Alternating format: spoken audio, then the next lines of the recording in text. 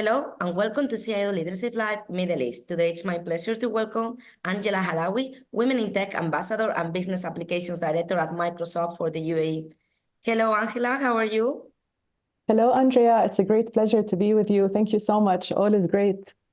Thank you. Thank you for all the amazing work that you have been doing to empower women in tech, especially here in the UAE. I really appreciate that, and I hope we can do more with this interview, with this talk between two women that are really working hard to empower everyone, especially focused on the UAE, but all over the world, if someone is around watching us. But first of all, I want to know more about you. Why did you decide to work in tech? Let us a little bit know about who is Angela Halawi. Great. Thank you so much. So look, I think I've started my journey around 19 years ago. And to be honest, I can't say that I wanted all my life to pursue a career in technology. But I think it's important when the opportunity finds you, you actually grab it. And I believe that's what happened to me. So when I was still in university, my second year, I had an opportunity to be an intern for the summer, for the time of the summer, with Microsoft to be able to cover something that is very similar to GITEX here in the UAE, but that was back in Lebanon, where I'm from. It was called Termium. So we managed, our partners, our presence there. And it gave me a lot of, connections in the tech industry. And that only was once, 1 month during that summer. Then I went back for another 2 years in university. And then I was kept my relationships, and there was an open role. And at the time, my first role was an SMB relationship manager. So managing partners, system builders. So I think I wanted to pursue something that seemed challenging. It attracted me to pursue it, to get myself out of my comfort zone. Of course, it required some determination, some effort.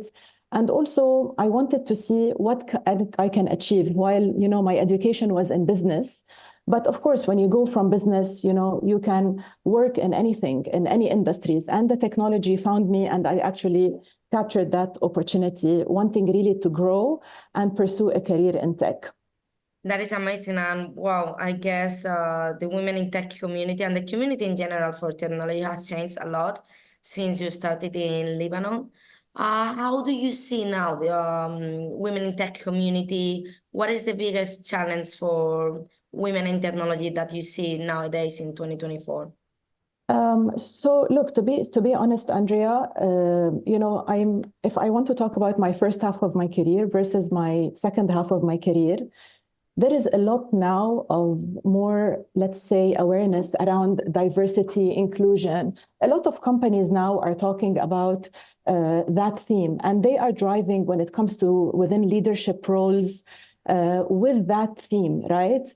But still, I mean, there's so much to do. There's so much, like the challenges that I see have a lot to do with how we recruit, the recruitment, the education, diversity, mentorship, gender parity as well, and how we think about really being inclusive into how women face those range of obstacles.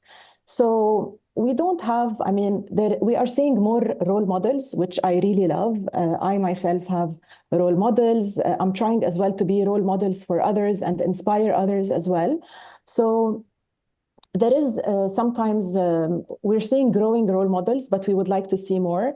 Of course, we see gender bias, for example, and where I am, we take trainings around, this unconscious bias that we have.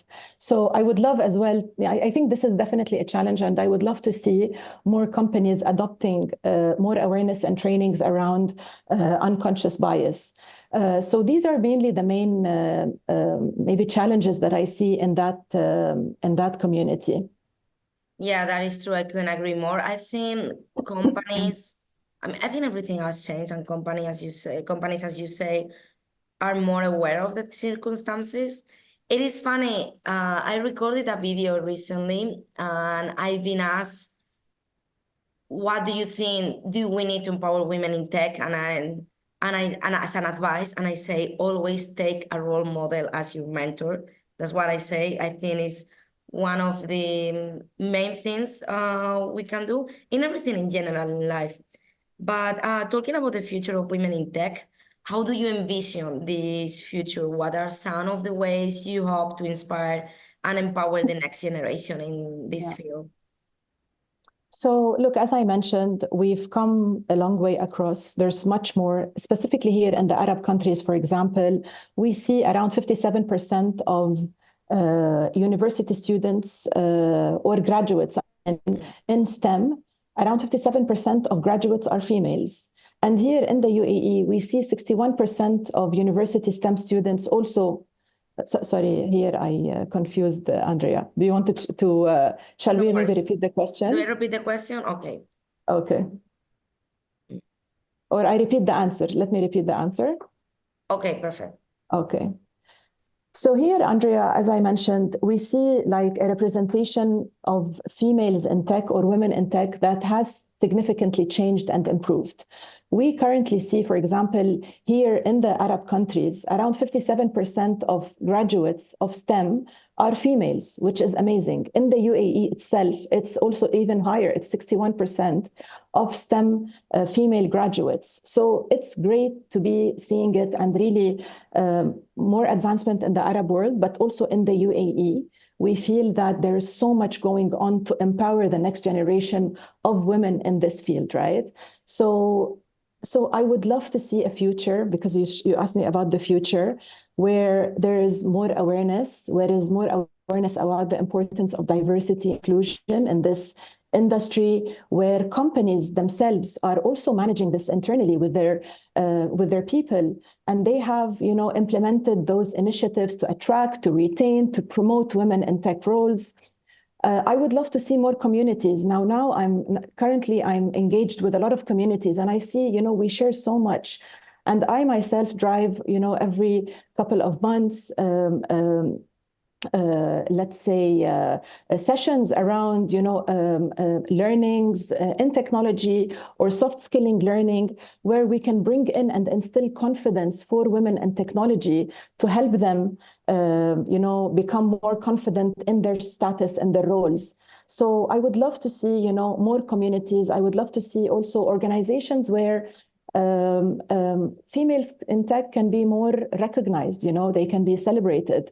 We are seeing a lot of more now, and I would like, of course, to see a future really embracing this in a normal way, not only because we have a mission, because there is that gender parity or that gender difference. You see what I mean? So Yeah, that's the vision I would like to, that is true, and that is the reason why I'm doing these videos, these women in tech videos, to create awareness and to be a change maker. But I think many women in the UAE have emerged as proponents of diversity and inclusion in tech. But yet, as you were saying, we struggle to close the gender gap. What opportunities are there to bridge this gap? So look, personally, I'm an ambassador to this mission to close the gender gap. Not only that, and I'm not saying it really in a harsh way. I'm really saying it in believing in a mission to support those females, right, who feel that they don't have a voice, who feel that they are not confident enough, who maybe have stopped their career for some time and now they want to come back to a career in tech, for example. So, this insecurity that we see, and it doesn't take so much, it really does not take so much, because we all have those insecurities. So mentorship, for example, mentorship programs is a big opportunity to be able to support those females. Also, when we look at the young women who are interested to pursue a career in tech, so how do we really open up opportunities for those women who are, of course, it's important to say, who are really able to do the job, right? I'm talking about females who are able to do the job, not like we just want to support for the wrong reasons. We also want to support girls in STEM. So how do we support this from the education when they are still in schools? So how do we support those girls who are still in STEM and they have maybe an interest in coding and so, and we are seeing a little bit of those, but I think there is more promotion to those programs that we can do. As I said, maybe celebrating achievements. We are seeing now more and more celebrating achievements of girls as well in STEM. So in university and in school, not only when they are already leaders, right? So we don't need to wait until they are already leaders, but how do we support this growth journey for their career in tech? I hope this makes sense. No, absolutely. And this is what I hear for women in cybersecurity and women in tech UAE, that they say, I'm going to quote, we need to go to the universities, even before the universities, to the school, to let girls know about how they can have a successful career in STEM, to make attractive being a coder, for example. But I think we still struggle because, for example, only 32% of leadership positions are held by women globally. So, I mean, we are doing our best to change this, but the change needs to come also from organizations. How do you think that companies can do to change this percentage? Yeah. So first of all, they need to bring this and do it very, very, very intentionally, okay? Besides the mentorship, there should be as well somebody taking a bet on this female that will be able to do the job. So, who is that sponsor? How do we bring in that sponsorship program to be able to guide, support, and taking the females into opportunities where they can take leadership positions, and along the way, be able to develop the necessary skills and get the right visibility to be able to get to this role. So saying, I want to intentionally be able to see what this person has, that female has, where she has maybe that 7%, and I will take a bet on her on this 30%, where we will be able to support her and take that leadership role in tech. And by the way, if you think about it, really, what I'm saying applies to both males and females, right? But in a lot of ways, in a lot of places, we see ourselves just naturally doing it for males, but not for females. And again, I say that I truly believe in this message when it's the right hire. So it has to be the right hire for the role.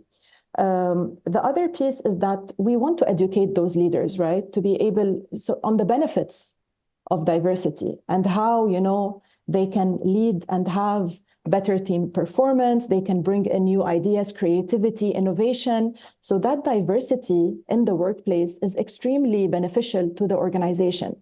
And maybe the last thing which I want to mention, Andrea, are male allies.